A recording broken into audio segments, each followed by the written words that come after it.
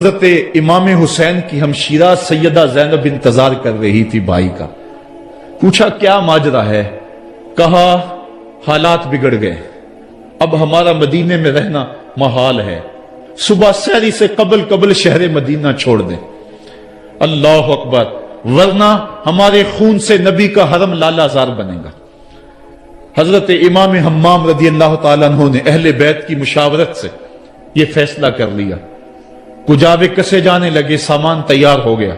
حضرت محمد بن حنفیہ کو کہا کہ تم یہاں رہو اور تم خبر پہنچانا کہ پیچھے کیا ماجرے ہوتے ہیں، اور مکے کی طرف میں سفر کر رہا ہوں۔ مدینہ چھوڑا، حضرت امام حسین رضی اللہ تعالیٰ عنہ مکہ المکرمہ پہنچے۔ وہاں رمضان گزرا، حالات وہاں بھی بگڑتے گئے۔ مسلسل خط آتے رہے کوفے سے۔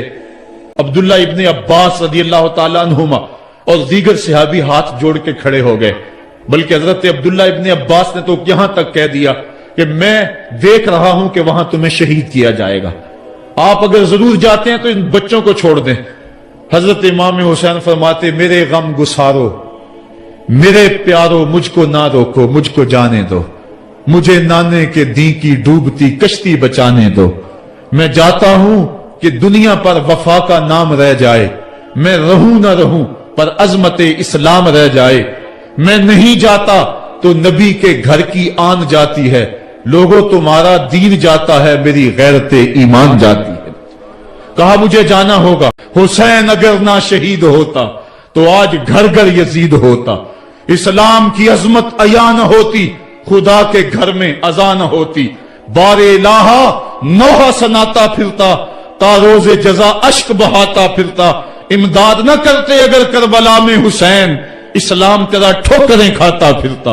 کربلا کی تپتی ہوئی ریگزار میں حضرت امام حسین نے جبر و ظلم کے خلاف جس قوت سے کھڑے ہو کر عظیمت کی داستان رقم کی۔ 10 محرم کا دن تھا، جمعہ کا یوم سعید تھا، بیچ کربلا کے میدان میں دوپہر کے وقت جب نبی کا خاندان اجڑ رہا تھا، ایک ایک کلی اس چمن کی کٹ رہی تھی۔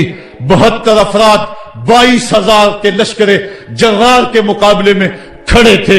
وہ یزید جس نے اس کے علاوہ بھی بڑے جرم کیے، جس نے جو ہے وہ 1700 صحابہ کو مکہ المکرمہ میں شہید کیا، جس نے 700 حفاظ کرام کو شہید کیا، جس نے حضرت ابو سعید خضری کی داڑھی نوچ لی، جس نے مدینے کے اندر مسجد نبوی کے اندر گھوڑے باندھے، جس نے جو ہے وہ 3 دن تک مسجد نبوی کے اندر اذان نہ ہونے دی، وہ یزید آج کربلا کے تپتے ہوئے ریگزار کے اندر آل رسول کے ساتھ ظلم کی وہ داستان رقم کر رہا تھا کہ قیامت تک آنسو سسکیاں نہیں تھمنے پائیں گی۔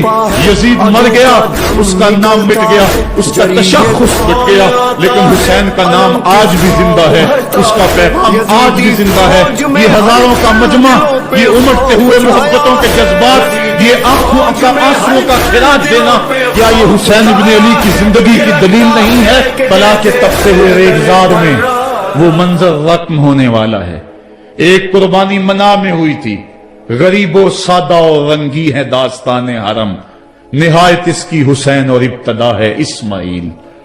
وہاں دمبا آ گیا، آگے 100 اونٹ آ گئے، اور آج اللہ اکبر، حضرت امام حسین کربلا کے تپتے ہوئے ریگزار میں 22,000 کے لشکر کے سامنے کھڑے۔ کہا لوگو میرا حق پہچانو، میرے خون سے اپنے ہاتھ نہ رنگو، مجھے پہچانتے ہو کہ میں کون ہوں؟ کہا لوگو جلدی نہ کرو، میرے حق کو پہچانو۔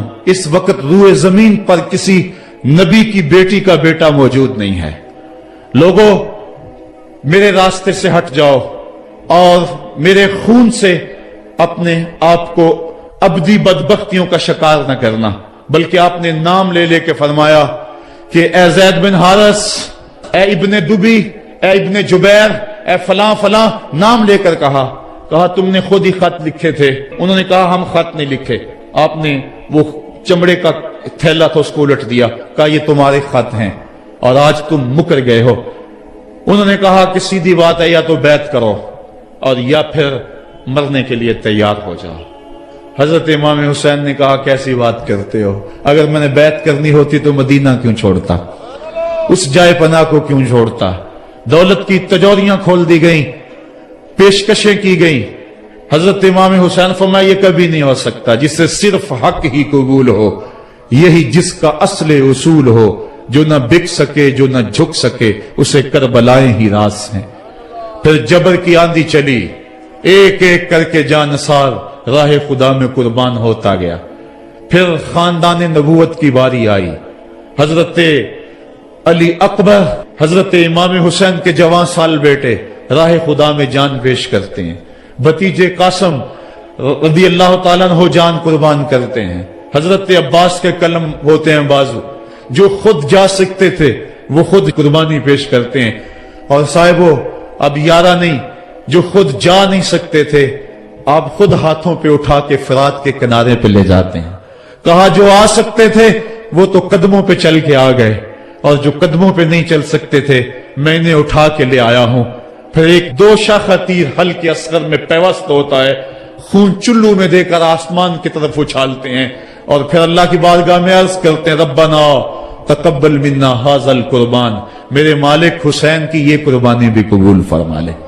یہ کام آسان نہیں ہے، جگر پارا ہاتھوں میں تڑپ کے ٹھنڈا ہو جائے، اور پھر بھی صبر کا مظاہرہ کیا جائے اور اللہ کی رضا پہ راضی ہو جائے۔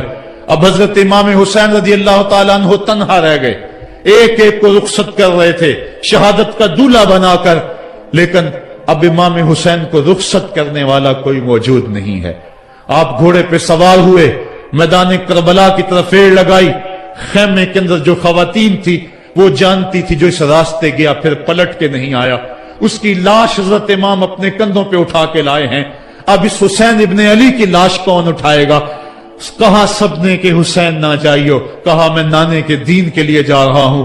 میدان عمل میں گئے، تیغ براں چمکی، لوگوں کے سر کاٹ رہی ہے، آواز آ رہی ہے یہ کون ذی وقار ہے، بلا کا شاہ سوار ہے، لباس ہے پھٹا ہوا، غبار سے اٹا ہوا، لخت لخت کٹا ہوا، پھر بھی ہے ڈٹا ہوا، تمام جسم نازنی چھدا ہوا کٹا ہوا، پھر بھی ہے ڈٹا ہوا، یہ نبی کا نور عین ہے، یہ بال یقین حسین ہے۔